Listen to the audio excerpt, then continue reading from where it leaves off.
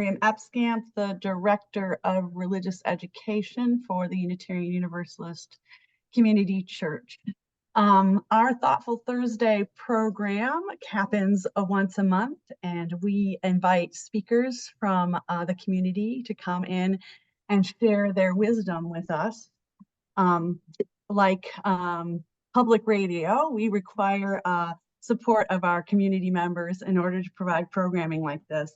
So we also always like to share our information. If it's yours to do, you are welcome to send us a donation in appreciation of tonight's program if you like. And I think that Joe's going to share that for you right now, and I will drop the link in the chat so you can see that there too. All right. Oh, it needs to go to everyone, doesn't it? Try again. And there it is. All right, now I'm going to start the recording. So get ready. Oh, it's recording already. Okay, welcome. And tonight, our special guest is Emilee Petersmark. She is the lead singer, a co-lead singer of the Crane Wives, Grand Rapids-based independent indie band. And she also happens to be the sister of our music director, Chris, who we absolutely adore. And when he happened to casually drop that his sister was with the Crane Wives, we thought, what a great opportunity to invite her to come and speak. Our Thoughtful Thursday programs, we've talked to authors, we've talked to poets, but we've never had a professional musician with us before. This year, our focus of spiritual exploration is growth and change. So we thought that Emilee might have some unique perspective about how to pivot, as the word that she used earlier, pivot as she's taking her journey through life and making things work as a musician, and all the while staying true to herself and her creative vision. So I'm just going to turn it over to Emilee now to get started. And as Joe said, a little bit later in the program, we'll give everybody a chance to answer questions if they like. So welcome, Emilee. We're so glad that you're here. Hi, thank you for having me. So my name is Emilee. I am 1/4 of a band called the Crane Wives. This band started in 2010. I had just graduated college. Me and my friends were, unfortunately, we had graduated at the height of the recession. So we all struggled to find work. And one of the things that really helped to make things a little more bearable was to make music in our spare time. So my best friend Kate and I, we were working as waitresses at a Chinese restaurant, and it was miserable. So we eventually convinced our boss to let us play music on Friday nights when it was really slow, and people really hated it. But we had so much fun, and it was such a cup filling experience to be able to do that and to create music together, that we just kept doing it and trying to find different ways to make it work. Flash forward 12 years, oh my gosh. And things have changed a lot since we first started out. The industry itself, post-COVID, post-pandemic, it's an entirely different landscape.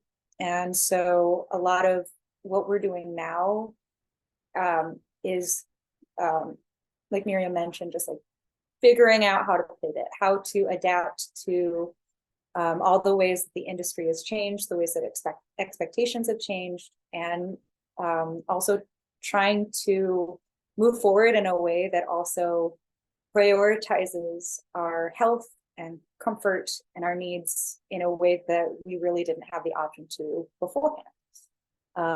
I think that's been my favorite part of post-pandemic world, if you can say that there's a benefit.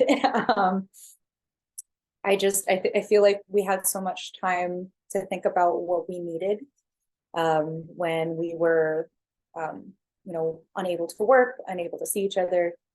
And now I feel like priorities have shifted, and it's really nice to be in an era where you can prioritize your health or your comfort or your well-being in a way that I feel like a lot of industries never used to care about before. So what's been the biggest obstacle then, do you think, in being a professional musician, a full-time musician? What's been the biggest stumbling block? Cool. I mean, I hate to say money because I feel like that's obvious. I feel like it's always money. As an artist, like it's just so hard to find enough work and enough hours in the day to make enough money to support yourself. But I would also argue that there is like a self-defeating part of the artist as well, in terms of not thinking long term. I think a lot of people, when they first start out as musicians especially, feel like they have to take every gig, work super hard. And I get it. It's hard to pay the bills, and it's really hard to feel comfortable when you're first starting out as an artist, when you're playing a lot and you're not making much money. But I also feel like so many people in our industry don't realize that the way that you find success is just by making it a long-term career. The longer that you're out there, the more opportunities people have to find your music. We were relatively unknown for a decade. And it was only because of a couple of viral moments on the internet that we are able to support ourselves now. And I think that a big part of being able to continue to tour and able to make music has come from taking time when we need it to be off the road, making sure that we're prioritizing our health and, our creative spirit. I think it's really easy to crush yourself with the pressure of needing to perform all the time. And I feel like that's, especially now with the era of the internet and, like internet performances and live, streaming music, the pressure to be out on the road is a lot different, and a lot less necessary.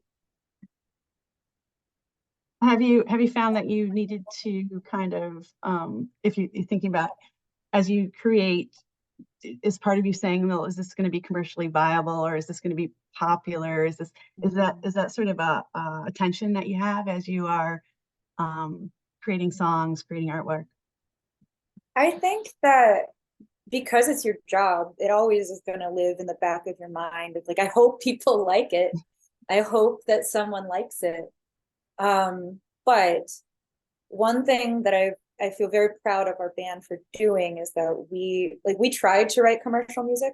There was an era where we were taking on commissions from different corporations. We did a jingle for Flagstar Bank, a jingle for Pure Michigan, the advertising campaign. And it's we even had a song on ABC Family. So it's definitely an avenue that you can go to write for commercial purposes. I'm not knocking it. But one thing that I feel proud of is that when we're writing for Crane Wives, like we just want to write music that we like. And we hope that if we like it, that other people will also like it. And I feel like that is what helps it helps me make the music that I'm proud of. And I struggle a lot with like imposter syndrome and self-doubt, particularly in the creative field, just because I feel like it's just part of being an artist, and putting yourself out there and being visible is that weird instinct to compare yourself to other people and other artists. But I also feel like you can make a perfect record and somebody out there is still not going to like it. So all that you can do is make something that you like. and that sort of that self-care to build yourself up to be able to handle that sort of that criticism and putting stuff out there that people are going to leave comments on social media about. what sort of how do you stay centered? Oh boy, that's I don't know if I'm the best person to ask. I have like a folder on my computer that is every negative review I've ever come across for our band. And recently, so part of this era of growth for the Crane Lives has been kind of establishing a team. So one of the things that we wanted to do moving forward was to take less of the management work and like the PR work and the advertising, all of that stuff. We wanted that off of our plate so that we could make music. And so we recently reached out to like a very, very small unknown PR firm that was just kind of a last minute thing to promote the video that we just showed for the well. And so this person is basically a liaison to different music blogs and journals and the critics, basically. And he sends them a copy of the song, and then he sends us a big spreadsheet back with their responses. And oh my goodness, that spreadsheet. It was a weird, like some of the reviews were phenomenal and like they're so kind, and you know, even if they didn't want to write about the song, they were like, it's not for us, but we really enjoyed it. Here's what we liked. And then others were like, this is pretentious. This is, you know, and I think a part of just be like, it's just part of being visible. And I think coming back to those things, like remembering that those aren't the only people out there and that you don't necessarily want everyone to like something. I think a lot about I don't know, people I do not have similar tastes to. And it's like, that's fine. We can like different things and that's okay. And I think the key is to kill your darlings and try not to take it personally. Just know that like someone's going to hate it no matter what you make. There are critics everywhere. And I also just don't feel like there's a critic that's going to say anything meaner than the critic in my head. So it's been an interesting journey. There's been a lot of interesting feedback that we've gotten over the years, but one thing that I just hold to is like I've made music that I like and I dislike a lot of music. So there's that as well. I don't like every song that crosses my path, and that's okay. Talk a little bit more about that critic in your head and how you keep her in line. So much therapy, so much therapy, so much. Yeah, I feel like a big part of coming out of the pandemic, especially, was the fact that I was able to go to therapy again. I had like stopped for a long time because, like I said, being a musician, you're busy and you're not making a ton of money. And unfortunately, I wasn't able to prioritize it. But now I feel like I understand that critic a lot better. I think that she is afraid of the unknown. And I also feel like as an artist, your fears are rejection. You're afraid of someone not liking this thing that is very personal. And it feels like they don't like you because they don't like this thing that you made. But I don't know. The older I get, the more I see that critic as just like a teenage version of myself, like just like bitchy in my head. And like she has a lot of opinions. They're not all right. She just has them. We have a song actually called Turn Out the Lights that's about turning off the lights on that voice, like just shut it down, take a break. It doesn't have to, you don't have to believe it just because you're thinking it, you know, it's just a thought. But yeah, it is definitely something that as a creative has always been part of the narrative for me. Like trying to overcome that voice or to coexist with it in different ways, not let it get in front of you. I think it's a challenge that a lot of us have, whether we're creative musicians or not. I think it's part of that human experience and getting different people's perspective at how you deal with that inner critic is always illuminating. I read an article, I think it was from the newspaper out of a New York college. The headline was "Feminist Rage and Queer Joy" for the Green Oh, I Line. loved that article. Yeah, and it talked about sort of like this community of fans that are coming out to see you at your live shows and sort of your following, and how important is that to you in your work? Oh, it is. It's everything. I think about how many shows we played to audiences full of people who were not there to receive the message, if that makes sense. Like they were there to be at a bar and to talk and hang out with their friends, which is fine as well. But it's such an incredible gift to be able to play music for people who are not only invested in what you have to say, but who are young and at this point in their lives where they're figuring out who they are and what they want. And it is, oh, it's such an honor to be part of that. Like I remember the bands that I listened to when I was 15 or 16 and how important that music was to me and how much it shaped who I became as a person. And so it's like this huge gift to be able to be that voice for younger people now, especially in a way that I felt like I didn't have growing up, like as a person of color, as a queer person. There just weren't a lot of available role models for me at any stage, like on any stage. And so it's just really exciting to know that these kids are growing up with a completely different experience. And it's exciting to see who they are already. They're so brave. So many of these kids, they come to these shows and they're respectful and they're kind, but they're also just so brave they dress the way that they want. You know, even that alone has been a journey for adult Emilee to kind of figure out.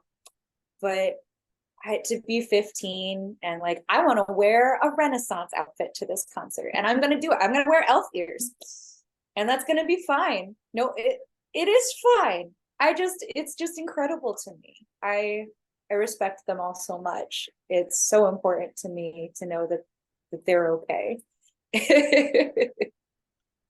And apart from that sort of connecting with young people, which is really important, one of the things that our congregation was talking about was the power of art as part of social change and how to tap into that as we're thinking, you know, trying to make the world a better place, trying to transform the world, build beloved community is the way we put it in church speak.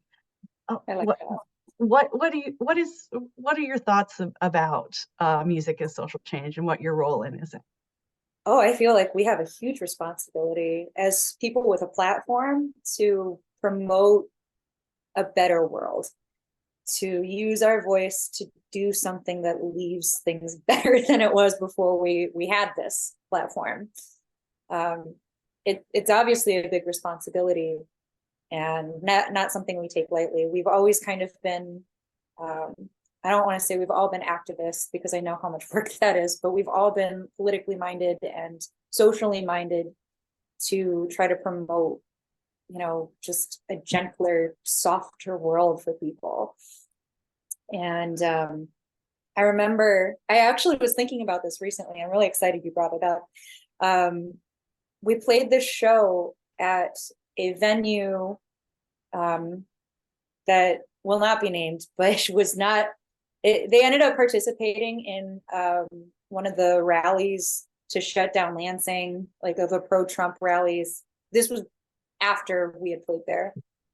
But like just to kind of elaborate to what kind of space it was, we had played this show and I had written this song called High Horse. And I had written it because a man that had been kind of like casually mentoring me, like he was another artist in our community.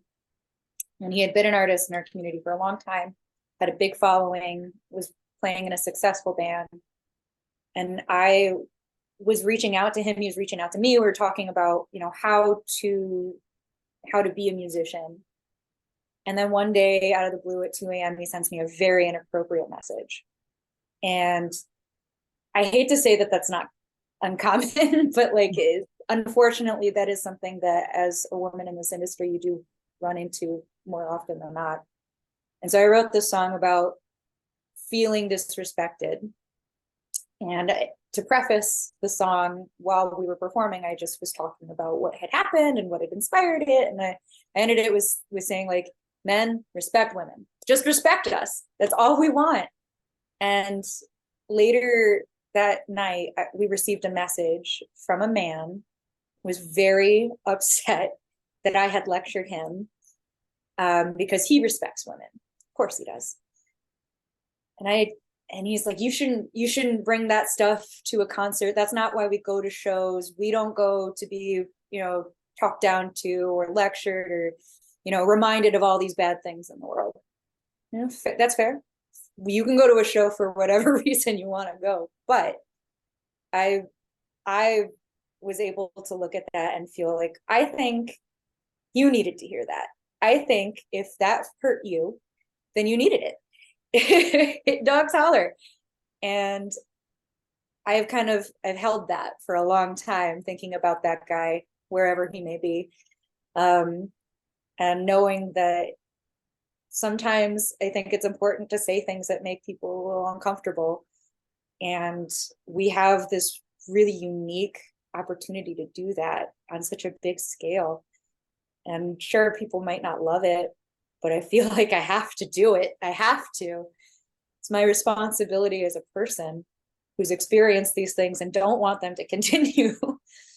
So I personally feel like art, especially if you have an audience for your art, it's like part of the fundamental thing that you should be doing. It should be part of why you make it. Yeah. Preach. I'm not trying to lecture. I'm just, No.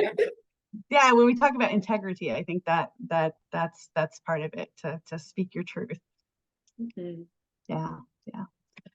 So what's next for the Crane Wives?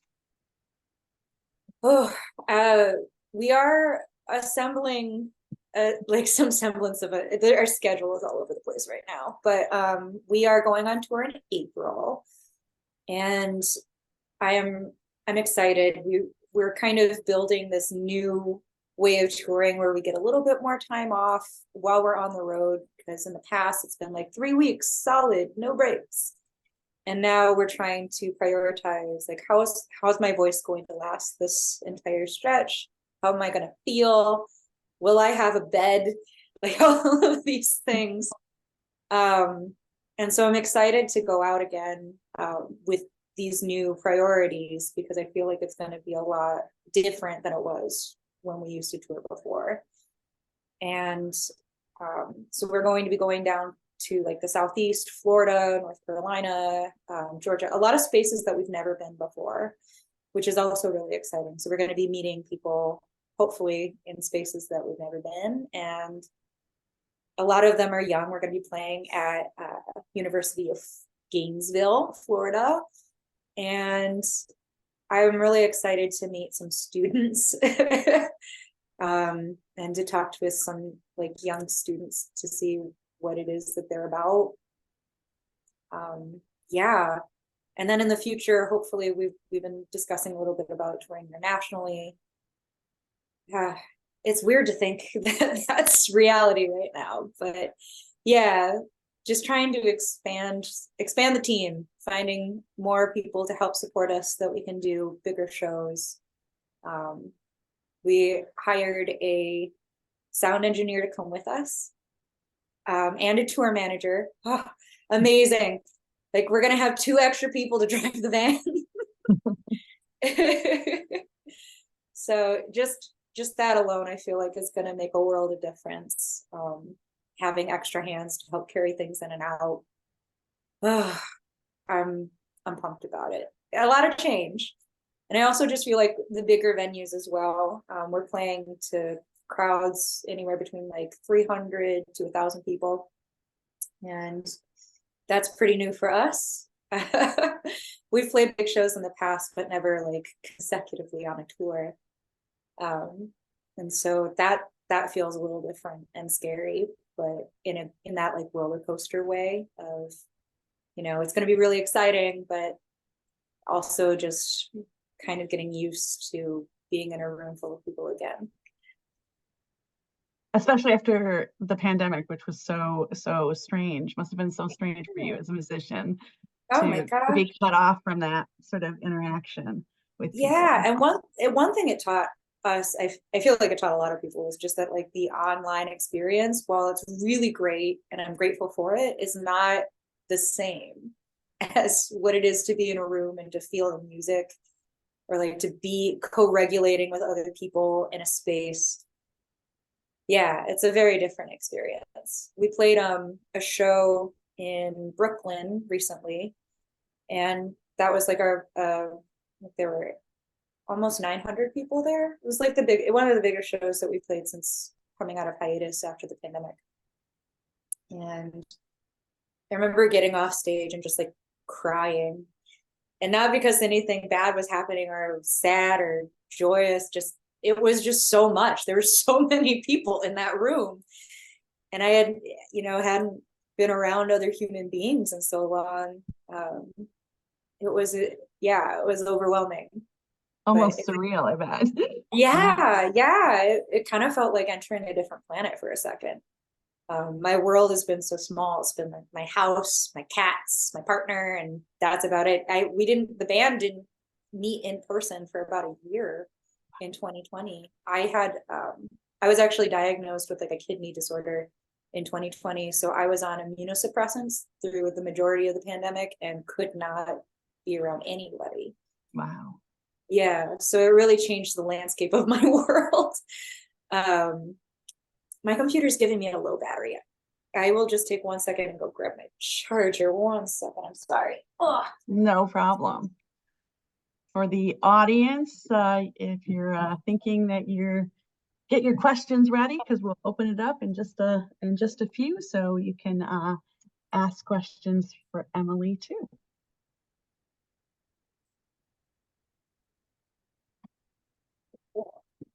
Sorry about that.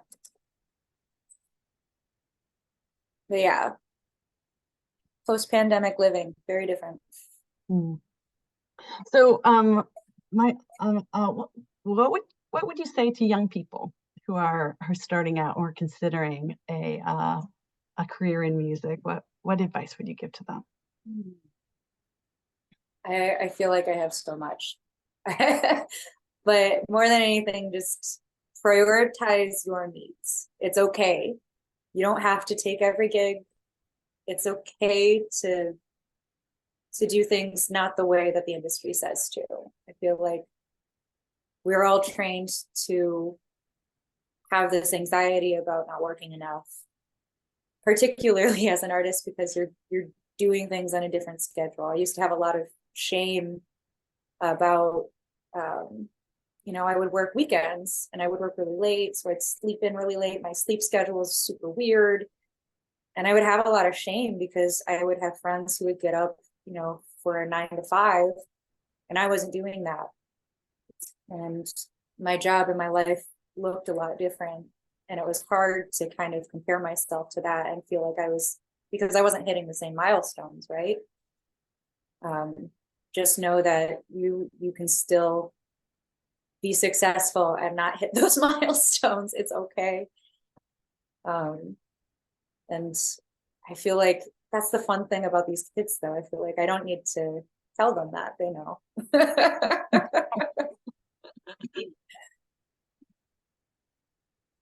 And anything else you want to share with us about that growth and change? I feel like it comes for you whether or not you're ready for it.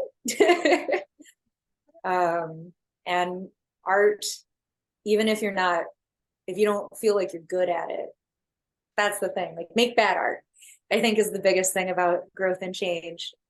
Bad art is the thing that becomes good art eventually.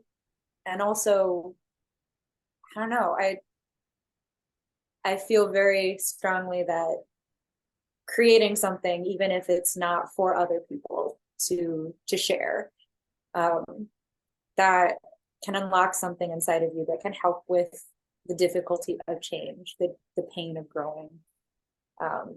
Sometimes there's something inside of us that's trying to tell us something, and maybe our higher conscience isn't ready to hear it, but we can express it in art.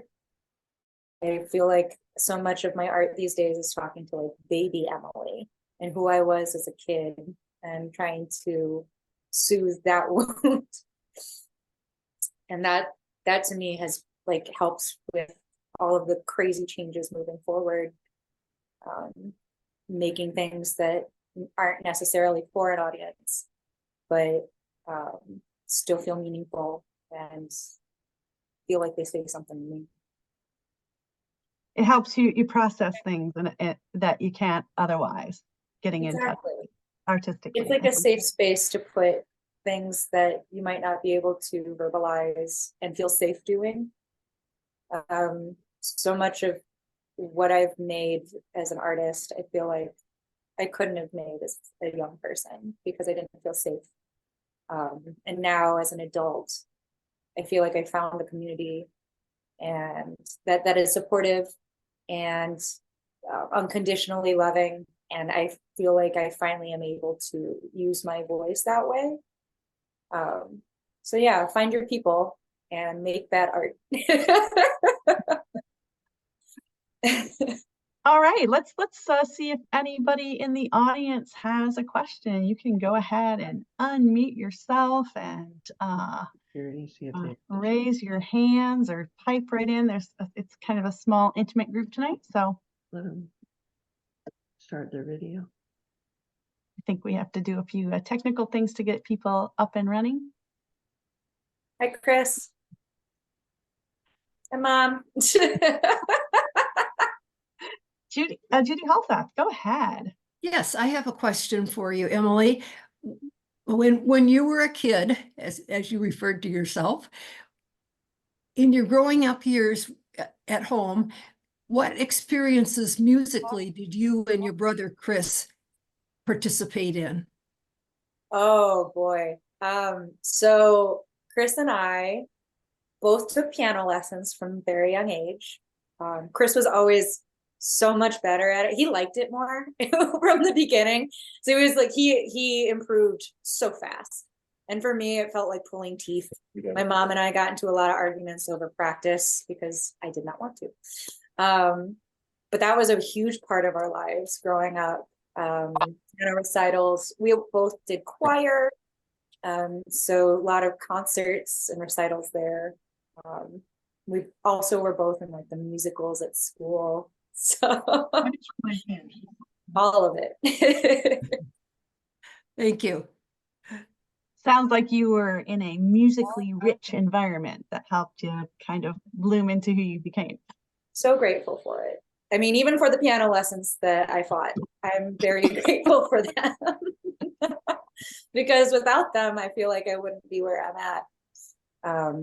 But the fact that art was so prioritized for us as kids, I feel like is part of the reason why it is such a big part of our lives now. Well, Emilee, you were so good at piano, but you just didn't realize how talented you were at that time, and still are. Thank you. I feel like for me, piano was always my bad art. You know, like it wasn't the thing that resonated, and I feel like it can do it. But when I picked up the guitar, I finally realized why the piano never felt right. Like, no, well, your happy spot was when you started your voice lessons and found out you could do that too. That's where the guitar came in. Yeah, it's harder to travel with a keyboard. Nancy.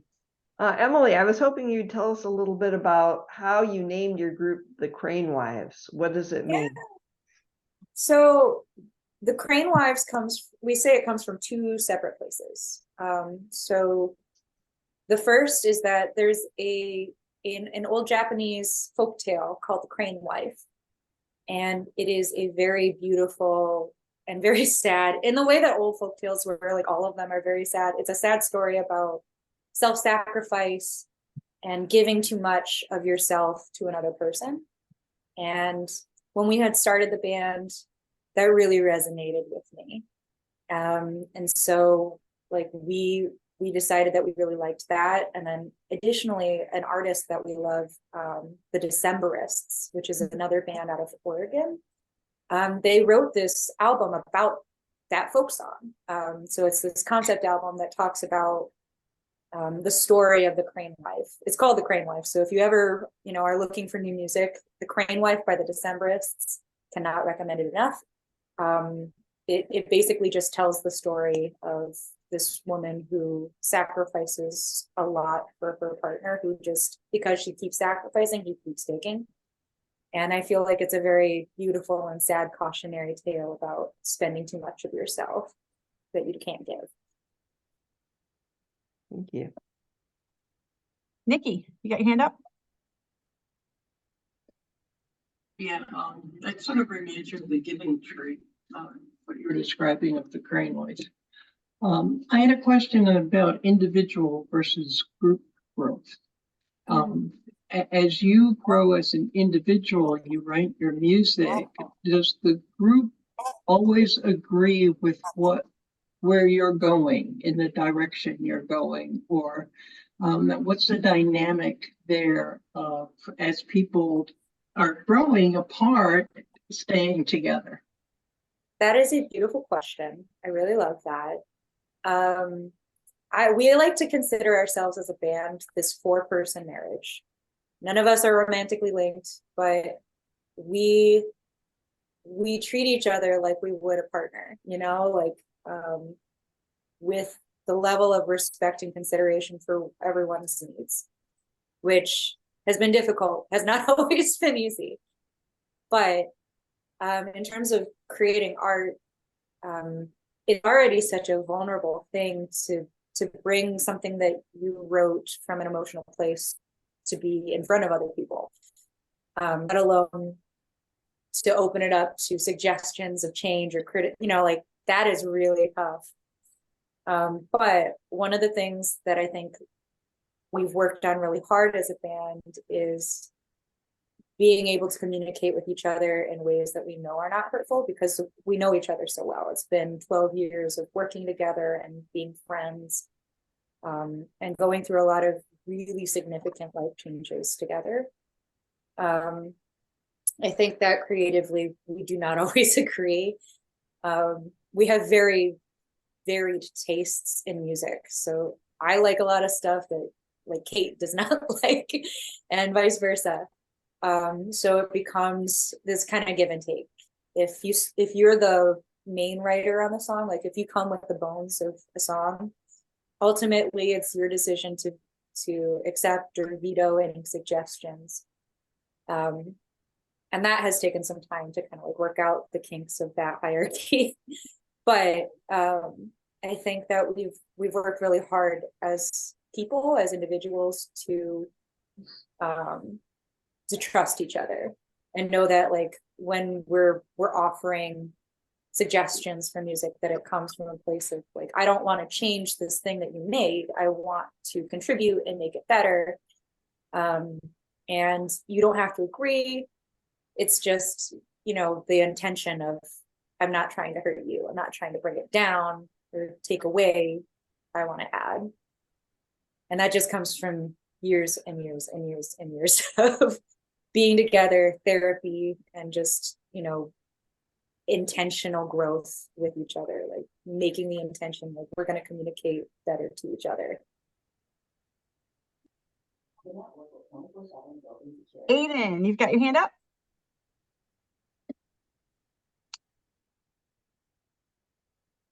Go ahead, Aiden. Am I saying it right? Sorry. Yeah, my mic was not working. When and why did you start playing the guitar? Did you hear that? I don't know. Oh, yeah, I started playing the guitar right around the end of high school. At that time, I had finally convinced my mom to let me quit piano lessons, which was great. And I had joined a garage band with some friends from high school, and I played trumpet. It was a ska band. We were terrible. But it was like the first time I'd ever tried to write music. And I realized it was really difficult for me. Like my brain did not want to write music on the piano, did not know how it worked. But our guitarist, who was my best friend at the time, she encouraged me to pick up the guitar. She's like, oh, it's a lot. I mean, like the way that it's set up might make more sense for your brain. And I picked it up, and it did not come as easy to me as other things, which was kind of frustrating. But I really loved the way that you didn't have to do a lot to accompany yourself. Like I feel like with piano, you have to know, there's so much you have to know before you can start singing on top of it. With guitar, you have to know 2 chords. Like Dreams by Fleetwood Mac, 2 chords. And just starting from this place of like, it can be really simple and it doesn't have to be complicated or the best, most complex, thing. It can just be 2 chords. I think that really shifted the way that I saw songwriting and made it a lot more approachable and less daunting.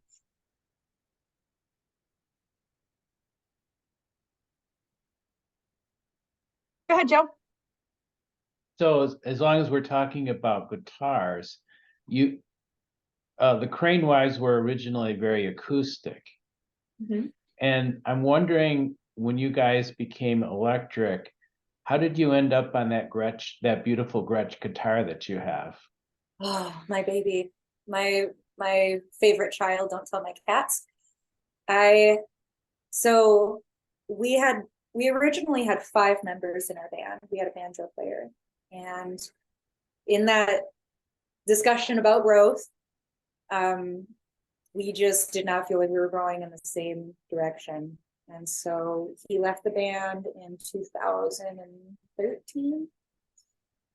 So at that point, we decided that, we wanted to continue to make music, but we wanted to have a color instrument. So like the banjo was kind of our color instrument before. It kind of sat on top of the guitars and the bass, and was this extra little frill, and we wanted to keep that as part of our sound. So our other singer, Kate, she picked up this Fender, it's a Fender Strat, and it's very typical rock guitar. It's so cool, and I always thought that was so cool. But I knew that I wanted our sounds to be different.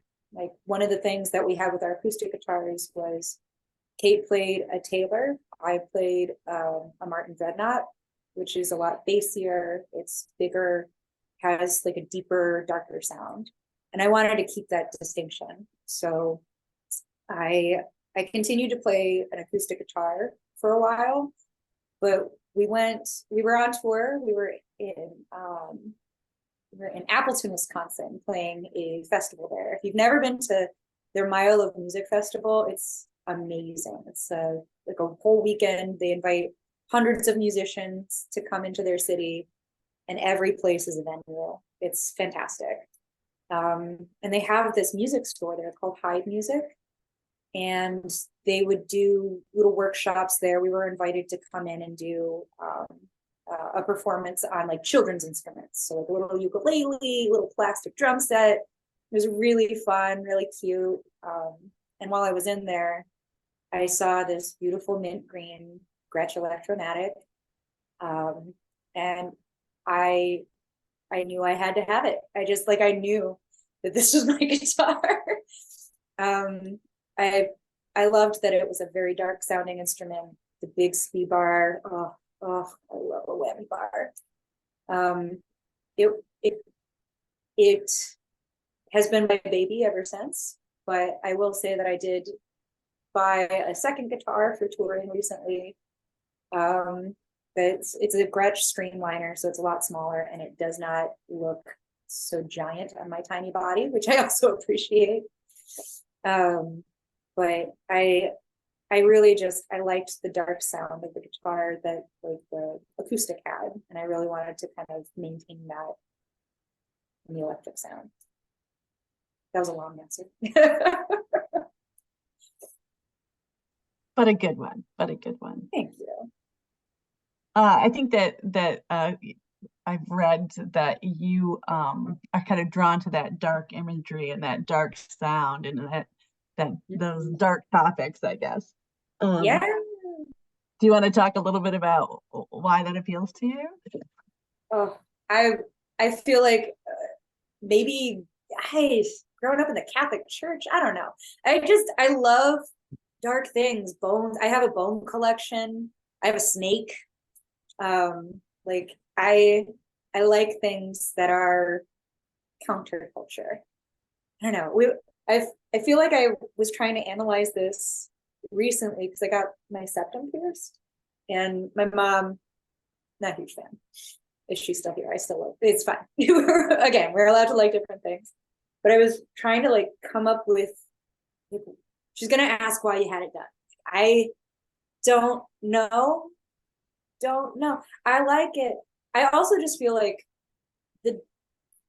the embracing of the dark things, the embracing of things that other people find ugly or scary. I feel like it kind of destigmatizes them and makes them less scary. Like my snake is 4 feet long and he's a giant baby. He's afraid of his food. Least scary thing in the whole house. But also just leaning into like, in terms of like emotional darkness, I think it's important to not push it down or try to make it go away, because that just makes it worse. So much of our music is about leaning into those feelings of anger and, you know, fear, uncertainty, things that are generally considered undesirable. But I feel like in those moments of vulnerability, that's where you find the most connection with other people. You need that darkness. I'm all about it. That resonates. I appreciate it. Getting ready to ask a question, Chris? What? What? Me? Yeah. Proud of you, Emilee. My little big sister. No, Emilee, basically, I was going to say when you're describing growing up, Emilee plowed the way, musical, like highway, so to speak. Again, thanks to our good old mom and dad for, you know, being in band in 5th grade all the way through high school and all the piano lessons, voice lessons. Couldn't do without them. No, Thank you for making me stay with piano, even though it really did help.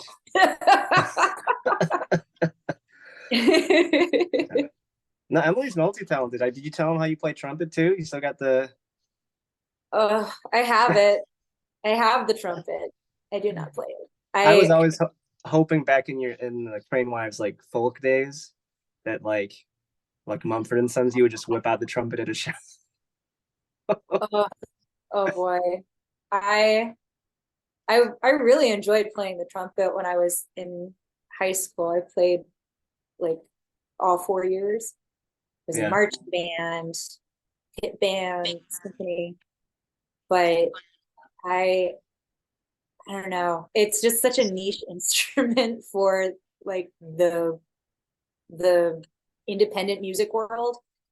And we don't have any more room in the van. That's another thing. Once you realize like you can't take it with you when you tour, it kind of becomes a forgotten thing. Can you imagine yourself not being a musician? Can you imagine yourself doing anything else?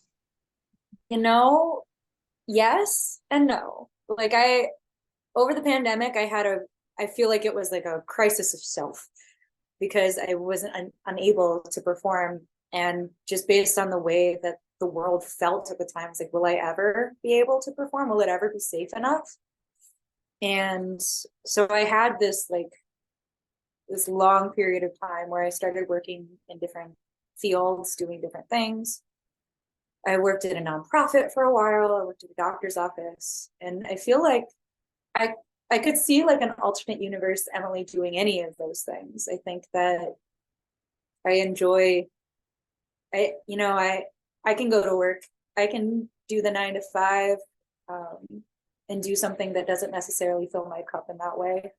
But I cannot see myself living without playing guitar, singing, even if it's not something I get to share with other people. Like that has become such a crucial part of my therapy, my personal therapy, and how I am able to like digest the whole world. When I was working at the doctor's office, I wrote a lot of music about my experience there. And, not all of that is necessarily Crane Wives music, but I feel like without that avenue, it would have been a lot harder to do that job. And I feel like that's the thing that, like the common thread of me doing anything for money, it's fine. But the release, the artistic release of making something, that has to continue.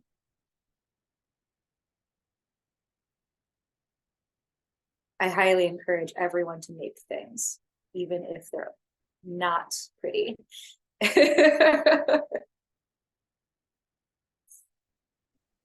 Any other questions out there bubbling up for you? Go ahead, Judy. Emilee, when you write music, do you start with the music sound, or are you thinking of the words, or how do you combine that process? That is a great question, and it depends. Sometimes I feel like I will be playing the guitar, just practicing. I don't practice as much as I should, but so when I'm practicing, sometimes I'll get distracted and just start, playing 3 chords over and over again. Feels good, and maybe start humming a melody over it. Doesn't necessarily have to be catchy or something that sticks, but occasionally it sticks. And then sometimes words come. Sometimes you have filler words. Like I have some that are just oohs and ahs, no words. But other times I'll be out in the world, I'll be reading, and I'll find like a phrase that I really like, and I'll type it into my phone and come back to it later. So I guess it kind of depends. Generally speaking, I really love starting with the music first and then trying to build the world out of what the music kind of feels like to me. But I've been trying to experiment with doing other methods. I joined a songwriting prompt group for a while, which gave us little 1-word prompts. I wrote a song called Easier because of that. A lot of Crane Wives songs come from, different, like trying different things and trying to do things that might not necessarily produce a song, but it can be a fun exercise. I think a big part of making something that you do like starts from, trying a bunch of things, throwing stuff at the wall, and the more that you do it, the bigger chance that you'll have to make something that you do like. Thank you. Thank you.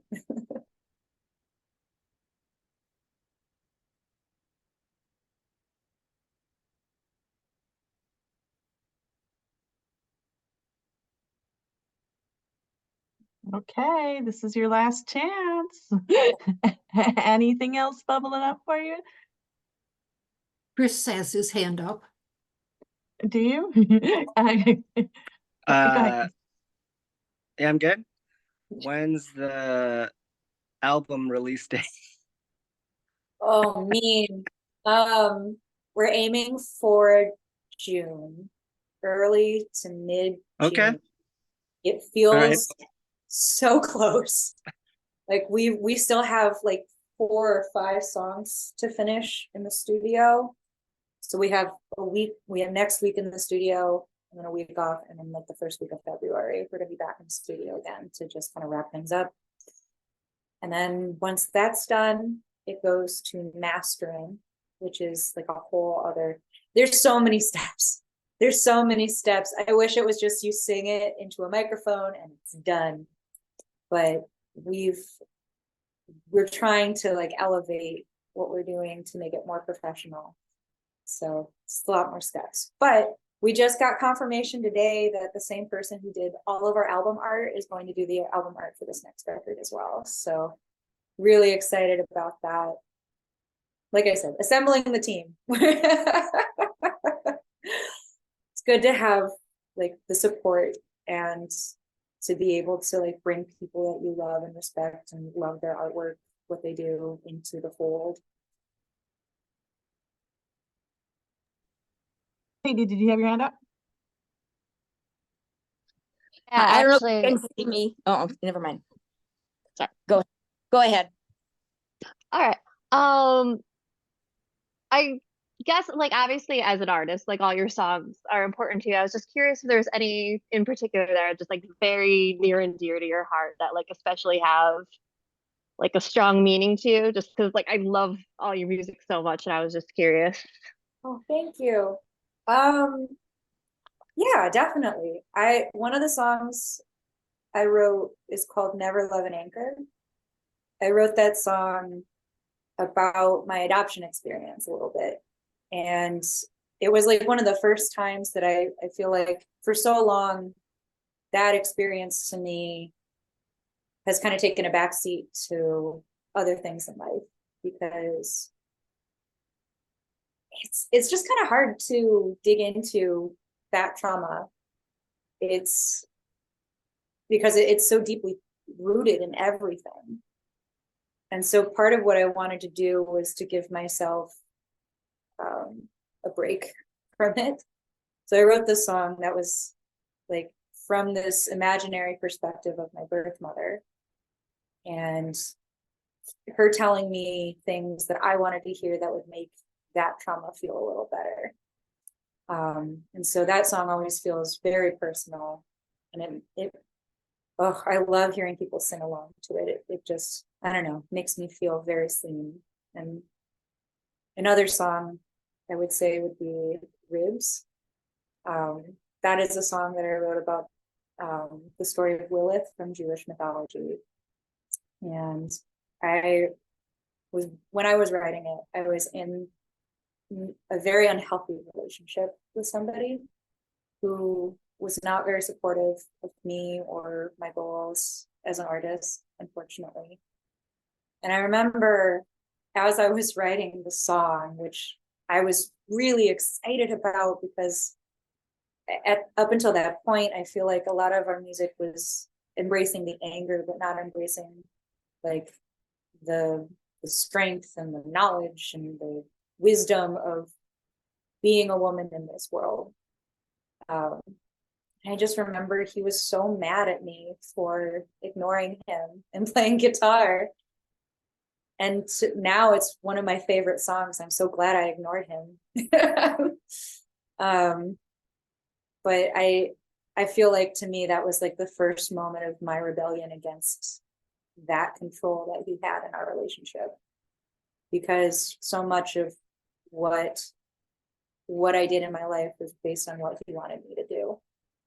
And in that moment, I got to be like, no, I'm going to finish this because I feel like there's something here that I need to get out.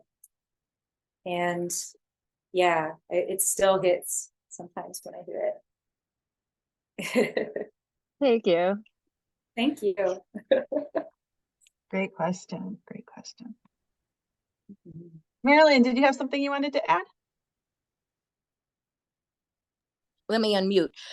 First of all, I just want to say how proud we are of both of our children and what they have accomplished in their lifetime so far. Hope they have many more years of this, and it makes us so proud to think that we were a part of it.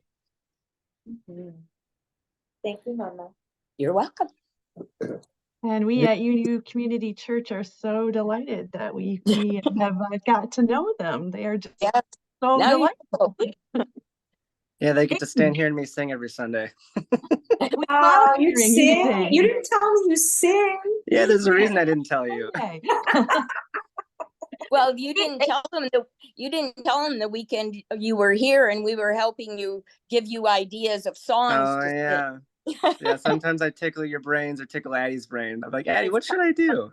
I know songs. Yeah. Oh. I think I've been trying to bring Addie into service more. She sang that Andre Day song, Rise Up. Had the whole place in tears, and then people cried next week for a different reason when I was there. So Oh, I see Aiden has their hand up. Go ahead, Aiden. This might be a silly question, but do any of the characters on your albums have names? Yes. Ah, I love this question. Yes, they do. They're unofficial, but the bride from the Fool in Her Wedding Gown, we've named her Esther. The girl on Coyote Stories, we've called her a couple of different things. I've been calling her Margaret.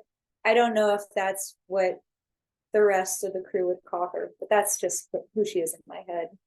And then the fox on Fox Lore, we've called him Copernicus. I love those names. Thank you.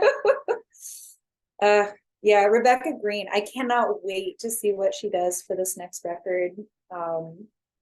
We kind of gave her free reign to do whatever she wanted on the previous records, and so like those stories, those characters are her creation completely. And it's been fun for us to kind of attach meaning to them, retroactively. So I'm really excited to see what she makes for this next record. Does she listen to the record before she creates the art? Is it like sort of synergy? Yeah, so like right now as we're building the album, she has access to everything we do. So all of the rough mixes, there's a couple of songs right now that don't have vocals attached. She has all of that, and she gets to kind of hear things as they get built. We have also given her the name of the record, which I don't know if I'm allowed to say yet, but like all of these things, the little pieces that hopefully will come together later, and just this greater idea of what we want to say with the record as well. So a lot of this album actually is about growth and change. And about just kind of looking to the future version of you. I think it's, as we've come out of the pandemic, it's been on a lot of people's minds, what do I really want? Where do I really want to go? What's really important? So. I love that. I mean, the pandemic was hard and I would never wish to do it again, but I do think that the benefit of that is that we as a society are now recognizing that we didn't have all of our needs met before. Like even we were discussing before the meeting started, being able to work from home, having more time in your home space with your people. I feel like I didn't realize how much I needed to be home until I could be home all the time, because I was always on the road and that was what was expected. And so now as we're moving forward, we're adjusting how we tour against the wishes of our booking agent, but because we know that that's what we need. We know that if we're going to be able to perform at our best, we're going to need time off between shows.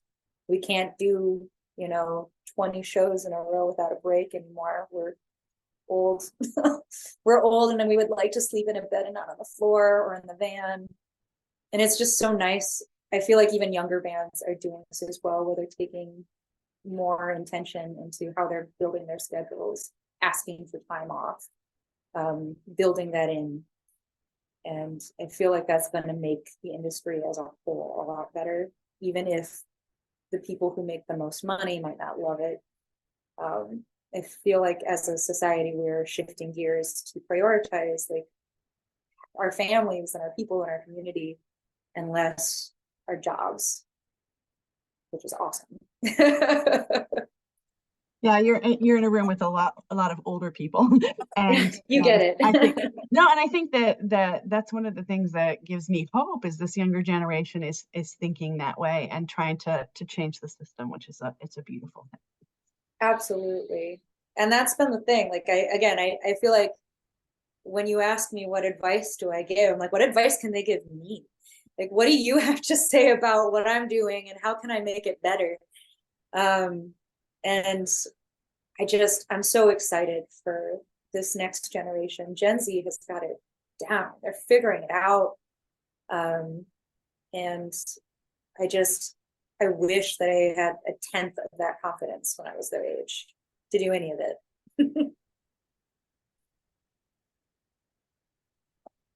Are there any other questions?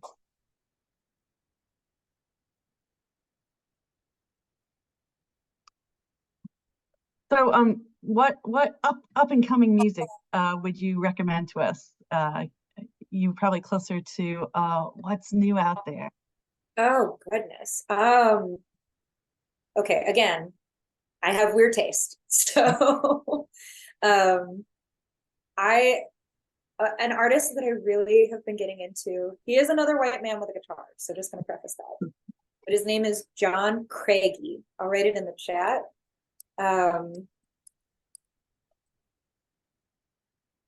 But he is a folk artist in the vein of like Bob Dylan, kind of. So a lot more old school. But he kind of, the way that he records his albums and does his shows, it feels more like a comedy show. He's hilarious, and he writes songs about the state of the world and what he's going through. He wrote this song called "Dissecting the Bird," and it's been living rent free in my head for a few weeks. But it's the hook is, you're doing it wrong, dissecting the bird, trying to find the song. And it talks about getting so lost in the minutia of every day and the things that, that matter so much, in your tiny little world, and then taking a step out and recognizing that the world is huge and the universe is vast and we are so small. And it's like a reminder not to take yourself too seriously. And he just put out a new record. I started listening to it today. I really enjoy it. Highly recommend. Beyond that, Mitski is a really, like, I'll write that in. She's definitely not going to be for everybody. But she reminds me of like Kate Bush in that like kind of avant-garde way. And she writes a lot of music from that dark place of, self-doubt. She made an entire record called Be the Cowboy, which is about finding your inner confidence. Like, she talks a lot about being a Japanese American and how she wanted that like American swagger of like the old school cowboy, be the cowboy. And that really resonated. So I recommend both of those artists completely. Thank you. Well, it has been a delight to get to meet you, Emilee, and this conversation has been wonderful and has given us a lot to think about. We are so glad that you took the time to be here and having a little family reunion here as well. Yeah, thanks so much for having me. Yeah, it's been great. Thank you so much for being with us and sharing your wisdom. Thank you. So I think that that ends our program. I do want to do a shout out for next month. We're shifting gears. Our guest is going to be Bonnie Paul. She started the Freedom to Choose Project, which works inside prisons to teach incarcerated people about mindfulness and how to meditate and to find their inner peace, and it's making a big difference in the prisons that they're working in. It should be a fascinating conversation. So thank you all for being here. It's been a wonderful conversation. Thank you for taking the time to be with us tonight, And see you next time. Well,